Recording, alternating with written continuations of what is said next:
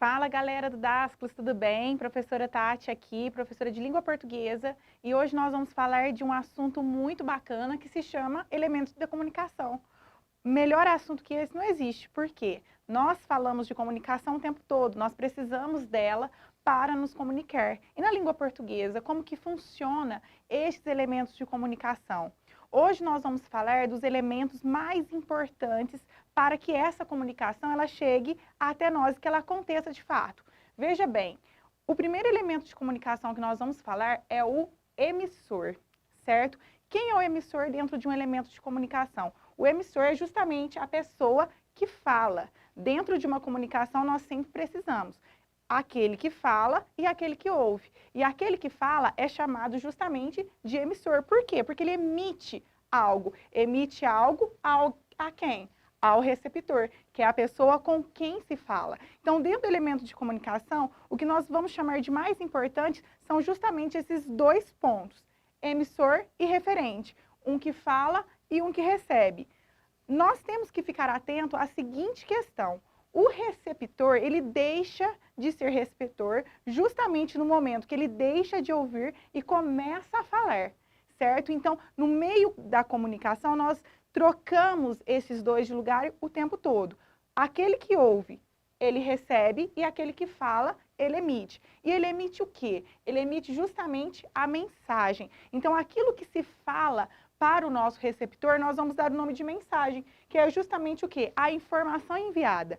E essa mensagem, ela pode chegar de várias maneiras. Por isso que para que essa mensagem chegue até o nosso receptor, nós necessitamos de um canal. O que seria esse canal? Esse canal, nós chamamos ele de elemento por meio do qual a mensagem chega. Pode ser, por exemplo, pela TV, pelo rádio, ao vivo, enfim, pelo telefone, certo? Por exemplo, se no meio de uma comunicação, esse emissor passando uma mensagem para o receptor e há um problema de canal, por exemplo, uma interrupção na linha telefônica, essa mensagem automaticamente ela é desconectada, certo? Então é muito importante que a gente fique atento a essa relação do canal, por onde que a nossa mensagem vai chegar. Além disso, algo muito importante dentro dos elementos da comunicação é o código que a gente usa, que é o que eu chamo de conjunto de sinais. Como assim? O que seria esse código? Por exemplo, a língua portuguesa. Para que eu fale com alguém, ambas, tanto o emissor como o receptor, devem conhecer a língua portuguesa. Se eu chego aqui e começo a falar para vocês, por exemplo, chinês, e ninguém entende chinês, nós não vamos ter comunicação. Para que haja comunicação, tanto o emissor como o receptor devem conhecer o mesmo código. E esse código ele pode ser transmitido de várias maneiras. Não precisa somente a língua falada, por exemplo. Nós temos hoje as línguas de sinais, que elas também são formadas de códigos, né? Então, ou seja, os gestos, as libras, por exemplo, elas também são consideradas um código, porque é uma maneira de transmitir mensagem. Por isso que quando nós não conhecemos essa língua de sinais, nós temos dificuldade de entendimento na comunicação, certo?